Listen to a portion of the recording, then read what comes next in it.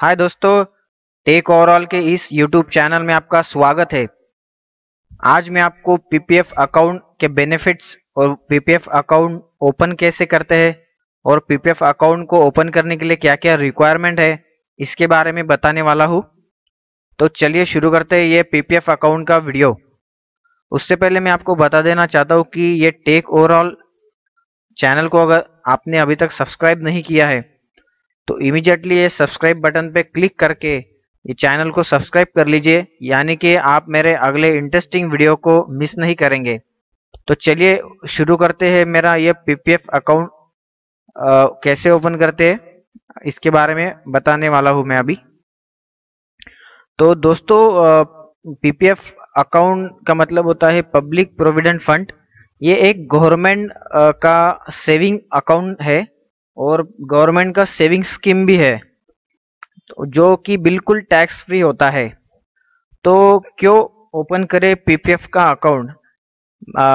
मैं आपको ये बता देना चाहता हूँ कि आप अगर इनकम टैक्स फाइल कर रहे हैं तो उसमें आपको एक इनकम टैक्स के लिए एक रिलैक्सेशन भी उसमें मिलता है 18C।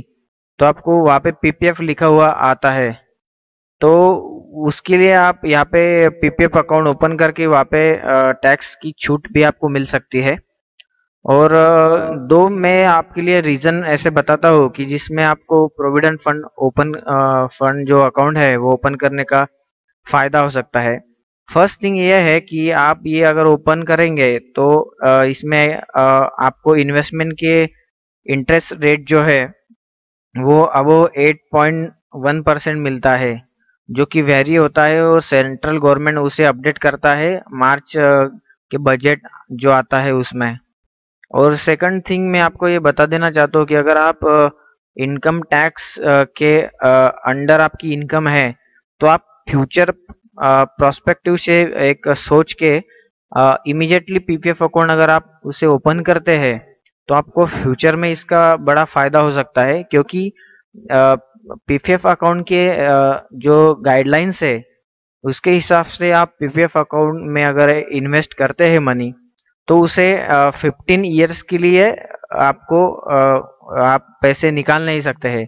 उसमें 7 ईयर्स के बाद आप निकाल सकते हैं, लेकिन उसके लिए एक कुछ पर्टिकुलर कंडीशंस है।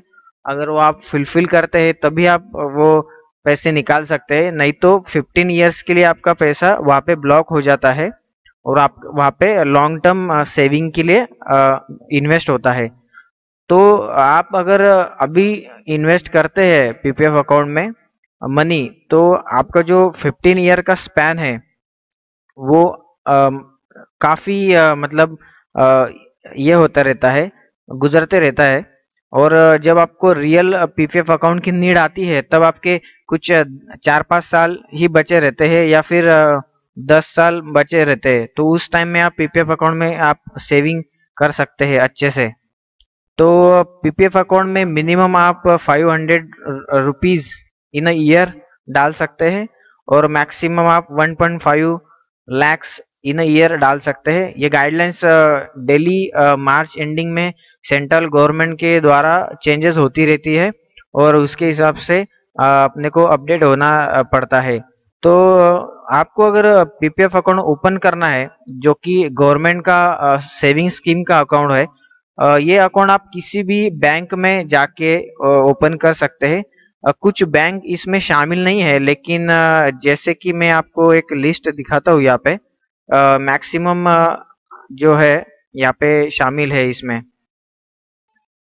Maximum branches SBI, ICIC, State Bank, government bank है, HDFC bank, IDBI bank, Punjab National Bank, ऐसी बहुत सी बैंक्स में ये अकाउंट ओपन होता है। तो आप पीपीएफ अकाउंट ओपन करने के पहले ये जरूर पक्का कर लीजिए कि इस बैंक में ये फैसिलिटी अवेलेबल है या नहीं। और इसके अलावा आप इंडियन पोस्ट ऑफिस में भी ये पीपीएफ अकाउंट ओपन करवा सकते हैं। तो शुरू करने से पहले मैं आपको ये बता देना चाहता हूँ कि जो बेनिफिट्स इसके हैं आपको मिलेंगे। ये फर्स्ट थिंग, आपको टैक्स में 18(6) के अंडर छूट मिलती है। और सेकंड थिंग, आपको इंटरेस्ट रेट जो कि बैंक का होता है एफडी में आप जो नॉर्मल करते हैं उसके मुकाबले काफी ज्यादा होता है। और इसमें टैक्स फ्री जो आपका मनी आपको मिलता है आफ्टर 15 ईयर्स या फिर 7 ईयर्स, वो बिल्कुल टैक्स फ्री होता है। इंटरेस्ट रेट या कैपिटल पूरा का पूरा मनी टैक्स फ्री होता है। और इसके अलावा आपको मैं एक बात बता देना चाहता हूँ कि आप पार्शियली प्रीमेच्योर विड्रॉल भी इसमें कर सकते हैं आफ्टर 7 ईयर्स, जैसे कि मैंने आपको बताया था अभी। उसके लिए कुछ एक पर्टिकुलर कंडीशंस है वो आपको फुलफिल करना पड़ता है। और नॉमिनी आपको आप इसमें रख सकते हैं। फंड आप ट्रांसफर करवा सकते हैं आपके पीपीएफ अकाउंट में किसी भी बैंक थ्रू। और रिन्यूअल भी आप आफ्टर 15 ईयर्स, अगर आपको लगता है कि आप और रिन्यू करना चाहते हैं पीपीएफ अकाउंट को, तो आप 5 ईयर्स उसे एक्सपांड भी करवा सकते हैं। तो दोस्तों, ये था मेरा आज का ये पीपीएफ अकाउंट ओपन करने का तरीका और उसके बेनिफिट्स मैंने आपको आज बताई है।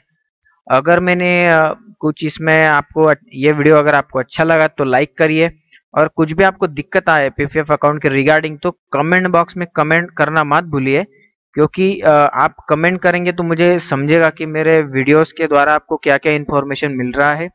और अगले आने वाले इंटरेस्टिंग वीडियो के लिए मेरा चैनल सब्सक्राइब करना ना भूलिए दोस्तों।